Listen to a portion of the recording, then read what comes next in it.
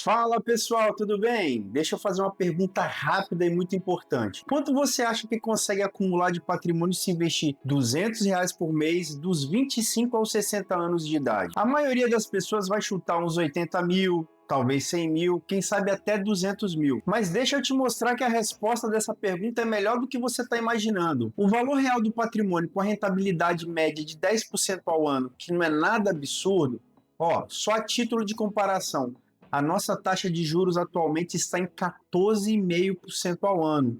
E descontando os impostos, você vai receber livre algo em torno de 12%. Voltando para o nosso raciocínio inicial, investindo dos 25 aos 60 anos com um retorno médio de 10% ao ano, o que não é um retorno, como eu já falei, fora do normal, você teria acumulado um patrimônio de mais de R$ 700 mil.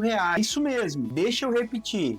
R$ 700 mil investindo R$ 200 ao mês. Mas sabe qual que é o problema? Quase ninguém começa aos 25 anos. A maioria fica esperando ter mais dinheiro, esperando entender melhor, esperando o momento certo. E o momento certo às vezes nunca chega. No vídeo de hoje eu não vou te dar uma motivação vazia. Vou te mostrar como funciona na prática e por onde começar. Quais os produtos certos para quem tem pouco, os erros que destrói quem está começando e por que o tempo é o único recurso que você não recupera depois. Então fica até o final, porque esse vídeo tem informações que eu gostaria de ter recebido quando eu tinha os meus 20 anos de idade.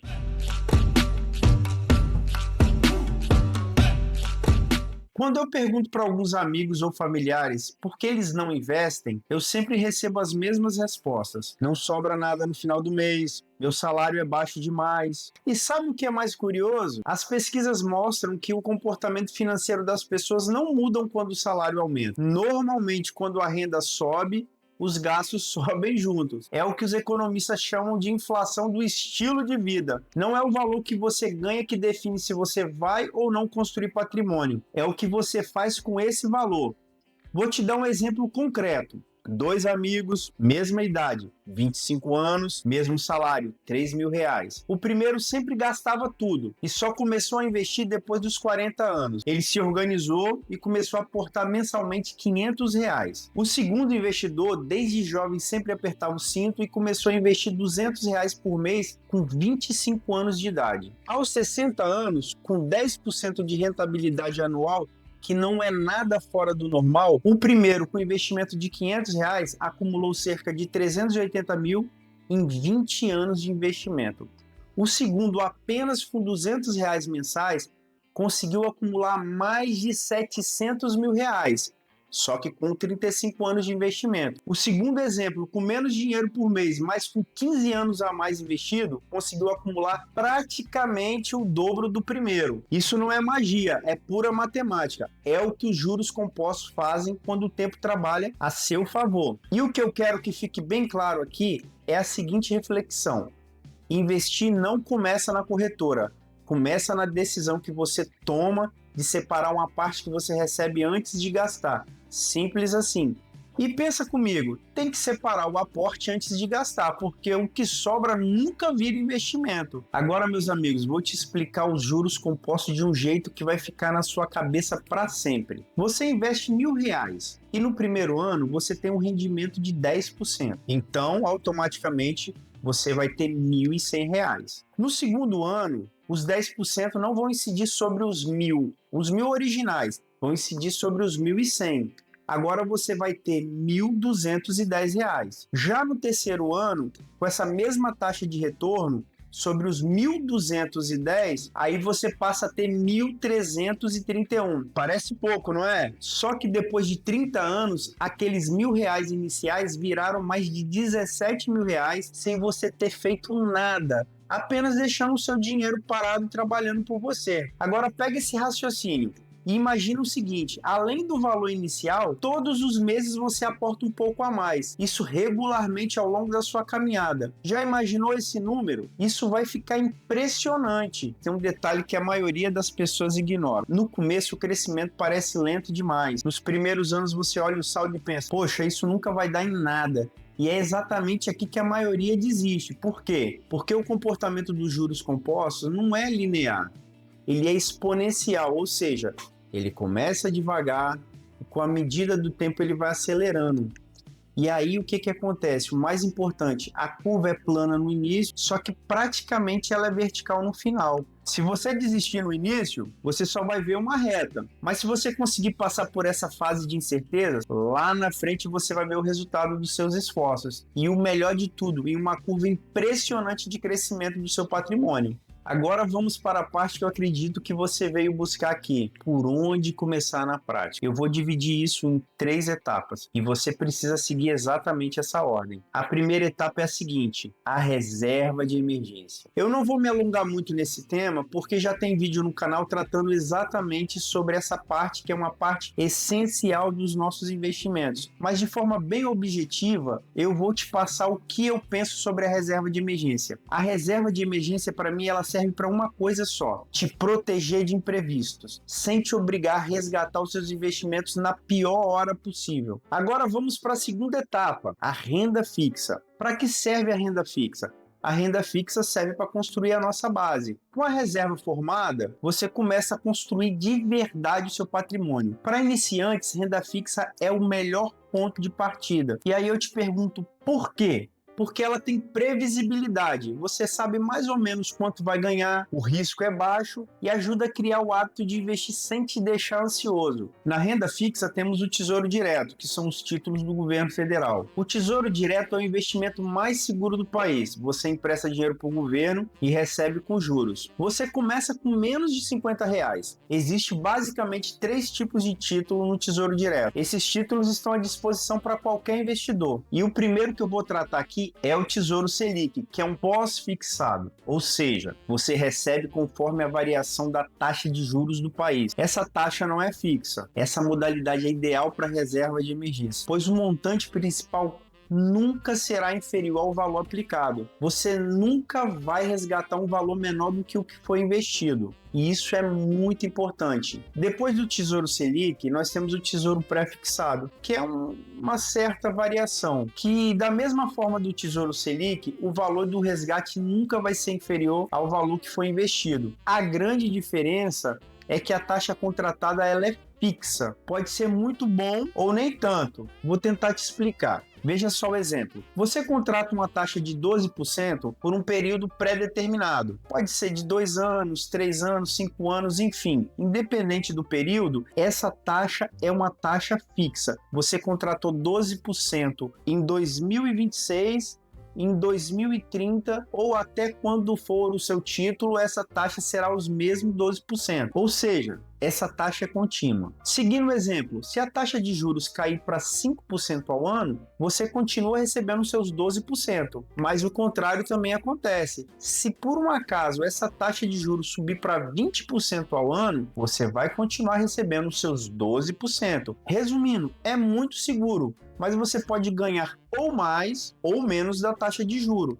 Mas o mais importante, você nunca vai sofrer com a oscilação do seu patrimônio. E agora, por último, temos o Tesouro IPCA. Ele protege o seu dinheiro da inflação e é ótimo para objetivos de longo prazo. Se você contratar o Tesouro IPCA por um período determinado e só retirar o valor no final do vencimento, você terá protegido seu patrimônio da inflação e com certeza vai ter ganhos expressivos. O grande problema é que, diferente das outras 2 modalidades do Tesouro, se você precisar resgatar o seu título antecipadamente, você pode sofrer com a marcação a mercado e perder parte do seu capital investido. Aqui entra a velha máxima: quanto maior o risco, maior o retorno. Agora, passado esses investimentos que a gente pode realizar diretamente com o governo, existe uma modalidade que a gente empresta dinheiro para os bancos. Essa forma de investimento tem um nome de CDB. Como eu citei antes, aqui você empresta dinheiro direto para os bancos. E assim como no Tesouro Selic,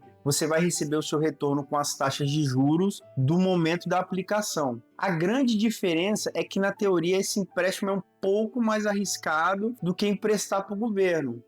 Mas também tem uma vantagem de ter uma liquidez imediata, diferente do Tesouro Direto, que possui regras e horários específicos para resgate. Também não posso esquecer de comentar que os CDBs têm proteção do FGC, que é o Fundo Garantidor de Crédito, de até R$250 mil por CPF por instituição. Essa informação é muito importante. Você pode ter 250 mil no Bradesco, 250 mil no Itaú, enfim, e assim por diante. Se você tiver mais de 250 mil em uma instituição e essa instituição vier a falir, você só vai receber até os 250 mil aplicados. Agora, finalizando com essa parte de renda fixa, nós ainda podemos investir em LCIs, que são as letras de créditos imobiliários, e LCAs, que são as letras de crédito agrícolas. Elas funcionam parecido com os CDBs. São títulos de renda fixa emitidos por bancos para financiar o setor imobiliário e o setor do agronegócio, mas com uma vantagem, e essa vantagem é muito interessante: elas são isentas de imposto de renda. Isso faz uma diferença na rentabilidade tremenda, mas aqui também entramos naquele problema da liquidez, porque esses investimentos não têm liquidez imediata e tem prazo de carência mínima de pelo menos 9 meses. Terceira etapa, renda variável. Depois de ter a reserva de emergência formada e pelo menos alguns meses investindo em renda fixa, aí sim você começa a olhar para a renda variável. Na renda variável podemos iniciar pelos fundos imobiliários. Nessa classe você investe em imóveis de várias categorias como galpões, escritórios, shoppings, agências bancárias, lojas de comércio em geral, supermercados, lojas de magazine. E o mais interessante de tudo, sem precisar se preocupar com reclamação de inquilino, pagamento de taxa de condomínio, IPTU. Você compra uma cota de FII e recebe distribuição mensal proporcional à quantidade que você tem de cotas investidas no fundo. Agora, uma informação muito importante: se o recebimento de investimentos for inferior a 50 mil reais ao mês, você não paga imposto de renda. É uma forma acessível de ter exposição a imóveis pagando muito pouco. Agora, se você prefere investir de forma passiva, sem ter que se preocupar com análises, se vai ter que comprar ou vender uma empresa, na Bolsa nós temos uma forma muito fácil de investir, que são os ETFs, que são fundos que replicam um índice. Exemplo, o BOVA11, que é o ETF que replica o índice da Bolsa Brasileira. Para ficar fácil o entendimento, é como se o BOVA fosse uma cesta e que dentro dessa cesta a gente encontrasse várias empresas que são listadas na Bolsa, como a Vale, Petrobras, Itaú, dentre outras. Nos ETFs você não seleciona as empresas que estão dentro desse cesto. Para entrar nesse cesto existem alguns critérios. A própria B3, que é a nossa bolsa, ela utiliza esses critérios para colocar ou retirar empresas. Quem investe através de ETFs não precisa se preocupar em fazer esse tipo de movimentação. Aí você me pergunta, e como é que eu ganho dinheiro com isso? O ganho do investidor vem da valorização das empresas que estão dentro desse cesto. Muitas dessas empresas pagam dividendos, e esses dividendos são reinvestidos automaticamente e não são repassados diretamente para você, investidor. Atualmente encontramos ETFs com vários temas diversificados, como empresas de dividendos, empresas elétricas, criptomoedas, renda fixa, empresas americanas, enfim, temos ETFs de temas diversos. E para finalizar a parte de renda variável, para quem não sabe, todos nós podemos investir em ações, ser sócios de grandes empresas, ser pequenos donos de negócios espetaculares. E se não fosse a Bolsa de Valores, nós não teríamos essa oportunidade de investir e ter os benefícios de participar de negócios que movimentam a economia do nosso país e do mundo. Mas aqui vale um aviso muito importante: comprar ações de empresas individualmente requer muito estudo. Não é errado começar por aqui, mas você precisa entender o que está fazendo. Não investir porque está barato ou porque alguém indicou. Se você não for um investidor arrojado, for mais pé no chão, a ordem certa seria reserva, renda fixa e posteriormente renda variável. Depois de passar pelos métodos de investimento, agora vamos pontuar os erros que a maioria dos investidores cometem no início da jornada. Conhecer esses erros pode te salvar de perder o dinheiro que você levou toda uma vida para juntar. Primeiro erro: começar por renda variável sem ter base. É o erro mais comum. A pessoa nunca investiu na vida, vê uma dica de ação no Instagram, compra a ação cai, ela vende com prejuízo e conclui: a bolsa é roubada. O problema não foi a bolsa, foi a falta de conhecimento. Segundo erro: buscar maior rentabilidade sem entender o risco. Rentabilidade e risco andam juntas sempre. O investimento que promete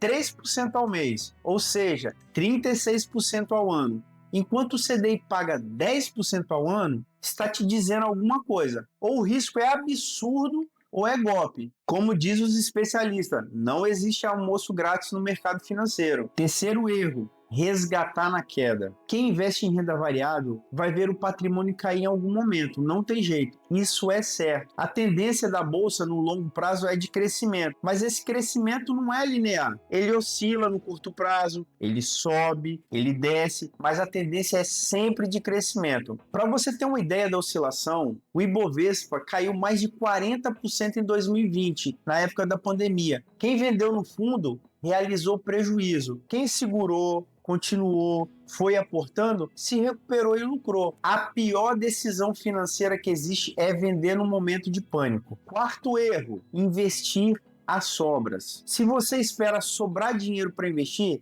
normalmente não sobra nada. A estratégia mais eficiente é a seguinte: determina um valor para investir, todo o recebimento de salário, essa parte já vai direto para os seus investimentos, você nem vê o dinheiro, você recebe, investe e esse dinheiro vai trabalhar para você. Quinto erro, comparar a sua carteira com carteira de influencer. As redes sociais têm um viés enorme de sobrevivência. Você só vê quem ganhou, nunca quem perdeu. A pessoa perdeu 80% do patrimônio em uma operação arriscada, ela não vai fazer um vídeo sobre isso. Construa sua estratégia baseada nos seus objetivos, não nos objetivos do que aparece na sua tela. Agora eu vou te dar um modelo muito simples do que funciona para a maioria dos iniciantes. Primeiro, descubra quanto você pode separar por mês. Não precisa ser muita coisa não, pode ser 50, 100, 200 reais. O que importa é a consistência. O que importa é iniciar o investimento. Segundo, monte a sua reserva de emergência. Primeiro, nada de investir em renda variável antes de ter esse colchão. Terceiro, com a reserva de emergência formada, como ponto de partida, faça a seguinte distribuição: 70% em renda fixa. Aí você pode investir no Tesouro IPCA para os objetivos de longo prazo, Tesouro Selic para as médias de médio prazo e CDBs com liquidez diária para as médias de curto prazo. 30% em renda variável. Essa parte pode ser em FIIs e ETFs para quem está começando. As ações eu indico somente depois de estudar um pouquinho mais. Conforme o seu patrimônio for crescendo, o seu conhecimento for aumentando, você vai ajustando essa proporção. E o mais importante, revisite seus investimentos a cada 6 meses, não todo dia. Ficar olhando o saldo diariamente só gera ansiedade e decisões ruins. Se você assistiu o vídeo até aqui, parabéns. Agora deixa eu terminar com um pensamento que é muito simples, mas que muda tudo. O tempo é o único fator nos investimentos que você não consegue comprar depois. Você pode ganhar mais dinheiro, pode aprender mais sobre finanças, pode mudar de emprego, de cidade, de vida, mas o tempo que você passou sem investir, passou. Cada mês sem começar é um mês a menos que o seu dinheiro tem para trabalhar para você. Então, se você ainda não começou, comece essa semana, não no mês que vem. Não quando o salário aumentar. Abre uma conta em uma corretora, investe R$50 no Tesouro Selic e você já terá dado o passo que a maioria das pessoas nunca dará. E se esse vídeo foi útil, deixa um like e compartilha com quem ainda está esperando o momento certo. Isso ajuda muito o canal. E nos comentários me conta em qual etapa você está agora. Se está montando a sua reserva, se já está investindo em renda fixa, se já está investindo em renda variável. Coloca aqui que eu quero ler. E até o próximo vídeo. Valeu!